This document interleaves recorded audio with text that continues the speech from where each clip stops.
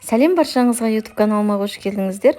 Осындай дәмі керемет болып шығатын, жұп-жұқа болып шығатын, ортасын бәрі толығымен пісетін осындай блинчик дайындайтын боламыз. Ең алдымен осындай 2 жұмыртқаның үстінен шекерімізді салып, үстіне тұзымызды салып, жақсылап араластырып аламыз. Қанты ерігенше үстінен жылы сүтімізді құямыз және қайнап тұрған ыстық суымызды аз мөлшерде осылайынан құйып отырып венчикпен араластырамыз. Бірдестен құйып жүрсеңіздер жұмыртқасы пісіп кетуі мүмкін. Мен осындай соданы гашететіп алдым. Ыстық сумен үстіне сұйық майымызды, ұнымызды, електен өткізген ұнымызды қосып, барлығын осылайынан араластыратын боламыз. Сол кезде әдемі осындай массамыз пайда болады. Қызып тұрған тапамызға сұйық майды майлап отырып, осылайынан блинчиктерімізді пісіріп аламыз. Іші толығымен піседі. Сіздер де жасап көріңіздер, өте оңай жасалу жолы.